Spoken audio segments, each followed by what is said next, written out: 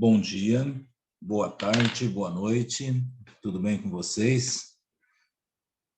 Vamos dando sequência ao curso, ao estudo do Evangelho segundo o Espiritismo. Entramos hoje no capítulo 5, Bem-aventurados os aflitos, primeira parte. É um capítulo que temos muita coisa para conversar, é um capítulo que permite muitas observações. Então, pelo que eu estou vendo aqui, haverão algumas divisões, dividiremos em um número de 4 ou 5 partes, porque tem muito conteúdo. Então, vamos começando com Mateus e Lucas. Bem-aventurados os que choram, pois que serão consolados. Bem-aventurados os famintos e sequiosos de justiça, pois que serão saciados. Bem-aventurados os que sofrem perseguição pela justiça, pois que é deles o reino dos céus. Bem-aventurados vós, que sois pobres, porque vosso é o reino dos céus. Bem-aventurados vós, que agora tendes fome, porque sereis saciados. Ditosos sois vós que agora chorais, porque rireis. Texto de Lucas, capítulo 6, 20 e 21. Mas, ai de vós, ricos, que tendes no mundo a vossa consolação. Ai de vós, que estáis saciados, porque tereis fome. Ai de vós, que agora rides, porque sereis constrangidos a gemer e a chorar. Lucas, capítulo 6, versículo 24 e 25. Numa observação aqui, sequiosos, lá no primeiro parágrafo, bem-aventurados os famintos e os sequiosos, que seria os que têm sede. É lógico que há todo um contexto envolvido nesse texto, né? Há um contexto que tem que ser levado em conta. Algumas pessoas interpretam que esse texto diz que ser rico é ruim, que ser pobre é bom. Ai de vós, ricos, que tendes no mundo a vossa consolação. Ai de vós que estáis saciados, porque tereis fome. Ai de vós que agora rides, porque sereis constrangidos a gemer e a chorar. Né?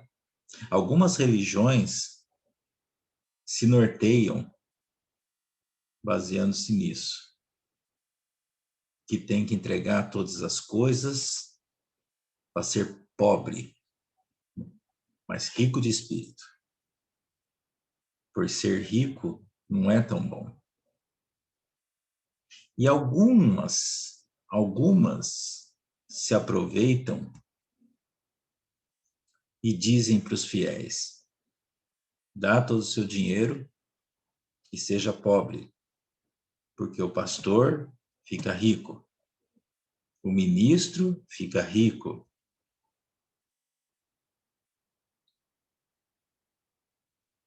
E nós não podemos levar tudo isso ao pé da letra. Ai de vós ricos, porque tendes vossa consolação nesse mundo. Aqui, o que está sendo trazido é que ser rico no mundo torna as coisas mais fáceis. Não há como negar isso. Todos concordamos, correto? Você tem um carro melhor para viajar, você não precisa ficar apertado em ônibus, você tem coisas boas para comer, você tem pessoas que trabalham na sua casa. Então, não há como negar, o conforto é maior. Há um padrão de vida maior. Agora, o pobre tem o cartão integração, benefícios, né, que a empresa disponibiliza. Isso quando ele não está desempregado. Isso é o que está sendo dito aqui. Como o indivíduo que é rico já possui uma estrutura, uma condição de vida privilegiada, a responsabilidade dele é maior. A mensagem aqui diz o seguinte: o rico que não reconhece esse conforto, desculpa, o rico que não reconhece esse conforto e ainda abusa disso e deprecia o pobre, este vai pagar caro por isso. E o pobre que vive na sua condição com resiliência, que encara os desafios, que encara todos os desafios da vida com dignidade, de cabeça erguida, estes serão exaltados.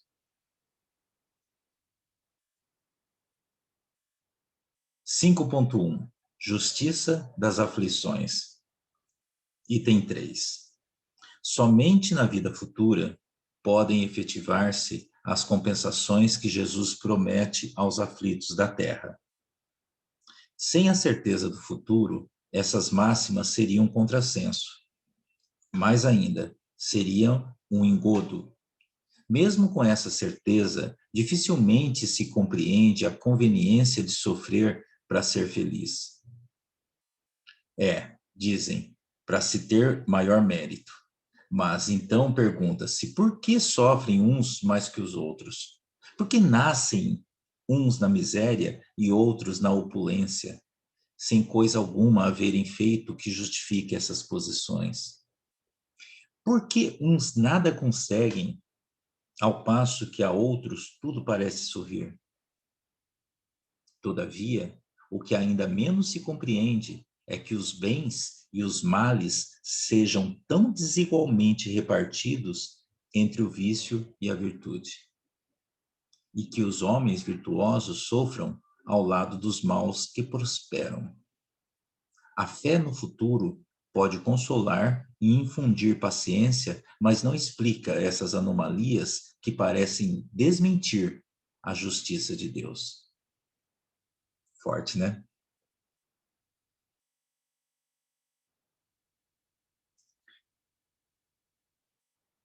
Por que algumas pessoas estão sofrendo?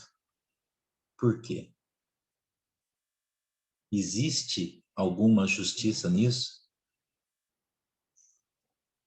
Ou é injusto que algumas pessoas sofram?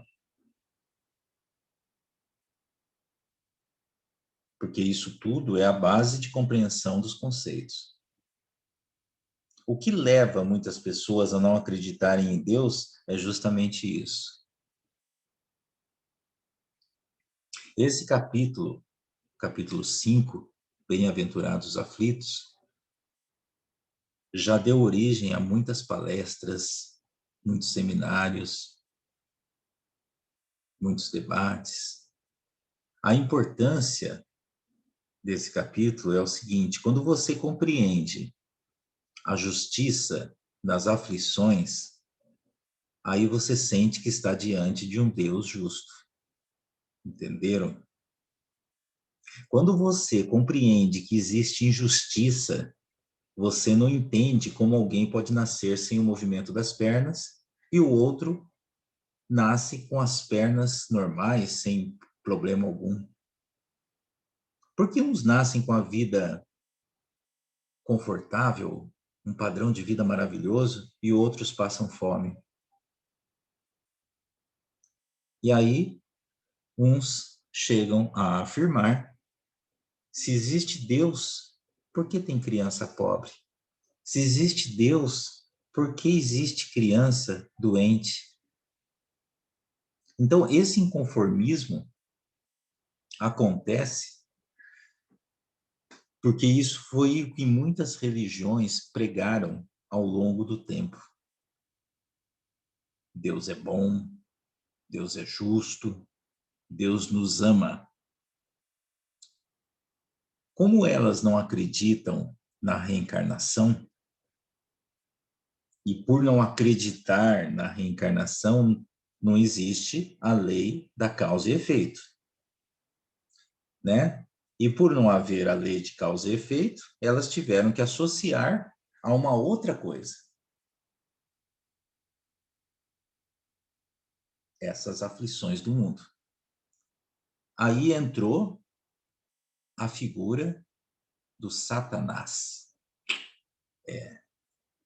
Foi atribuído a ele todas as coisas ruins do mundo, todas as aflições do mundo é culpa dele. E esse capítulo, meus amigos, esse capítulo mostra que não.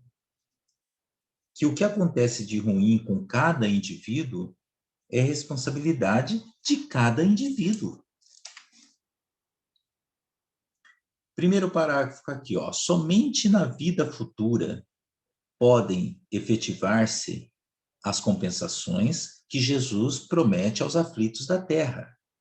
Sem a certeza do futuro, essas máximas seriam um contrassenso. Mais ainda, seriam um engodo. Mesmo com essa certeza, dificilmente se compreende a conveniência de sofrer para ser feliz. Então, a questão do reencarnacionismo, né? Se não houver o pensamento sobre a vida futura, não dá para aceitar o que Jesus falou. Estão acompanhando? Se você não acredita em reencarnação, poderia-se dizer que Jesus mentiu. Como diz o texto, seria um engodo. Porque não faz sentido que haja uma punição tão grande para alguns e uma benesse tão grande para outros.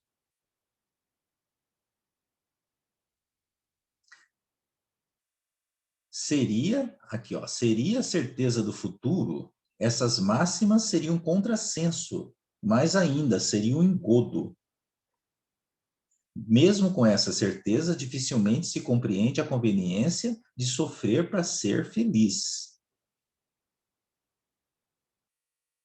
Que aí entra um outro ponto que está sendo trazido aqui. Ok, vamos supor que haja essa justiça, que tem que sofrer, etc. Mas por que a pessoa que é boa sofre e a pessoa que é ruim não sofre? Alguém já disse isso, né?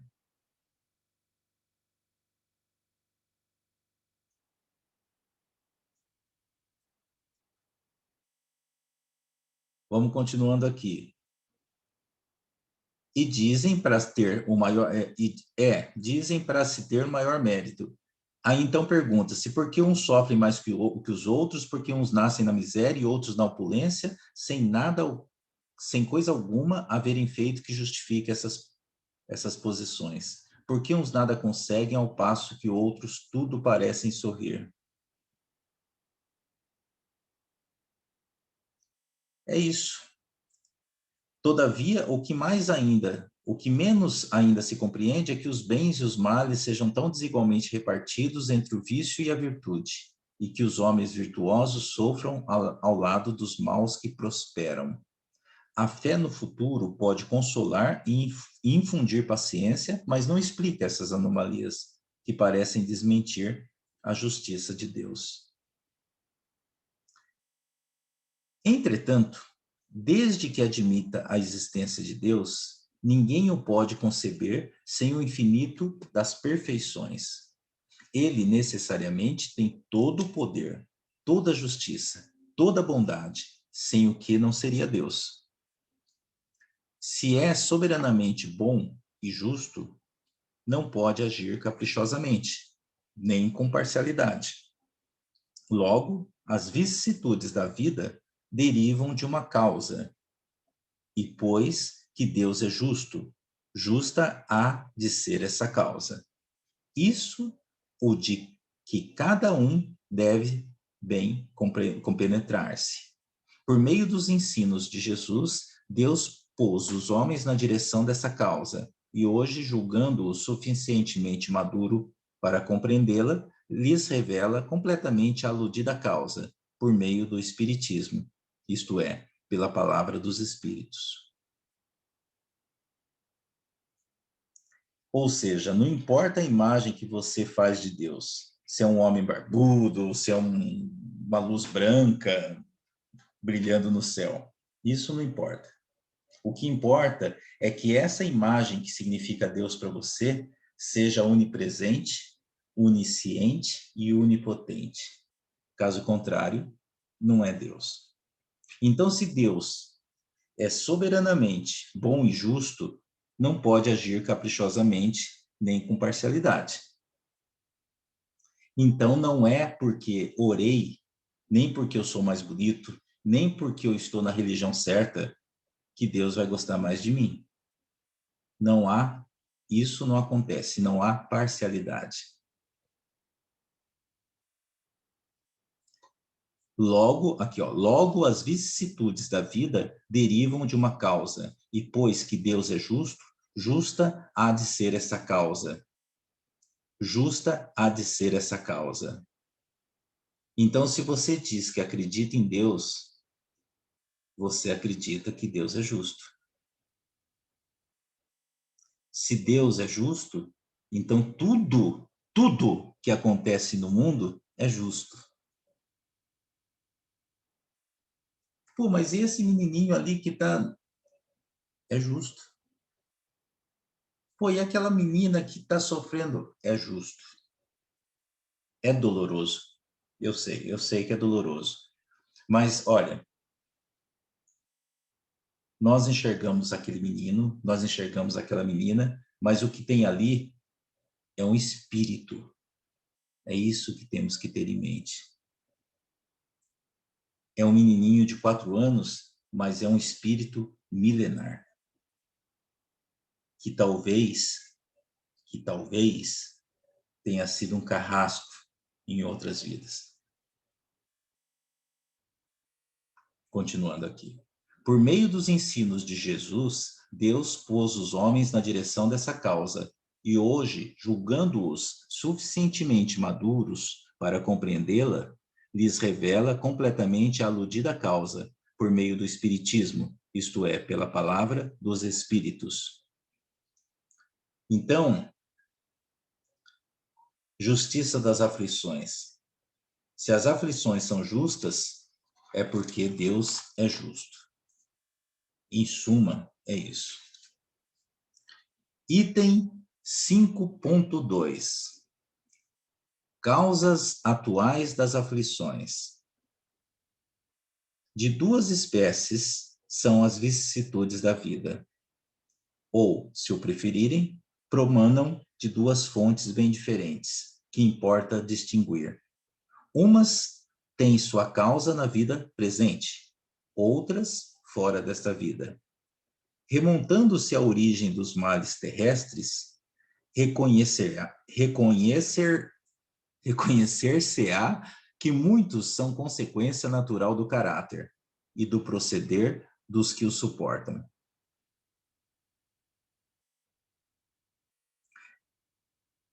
Se nós entendemos que existe uma justiça das aflições, então é porque também essas aflições podem ser divididas em causas atuais e causas anteriores. Que tipo de causa pode estar criando uma aflição que é uma causa atual? De duas espécies, aqui no texto, de duas espécies são as vicissitudes da vida, ou, se o preferirem, promanam de duas fontes bem diferentes que importa distinguir.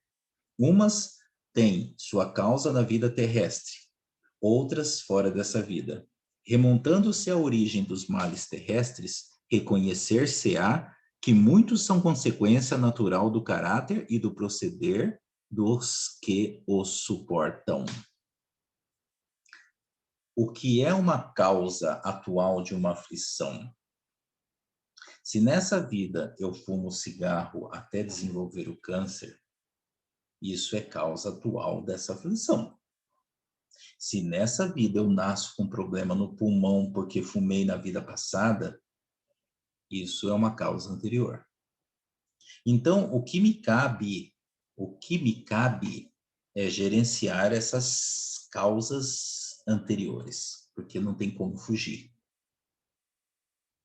Tudo isso que está acontecendo na sua vida hoje, que você considera ruim, são causas anteriores que estão atuando na sua vida atual. São causas anteriores que estão prevalecendo no seu dia a dia. E eu tenho, eu tenho que me disciplinar para que eu não provoque novas causas. É essa a grande dificuldade, a disciplina. É isso. Voltaremos a nos encontrar semana que vem, na segunda parte do capítulo 5. Bem-aventurados os aflitos. Uma ótima semana a todas. Que Deus os abençoe. Fique em paz.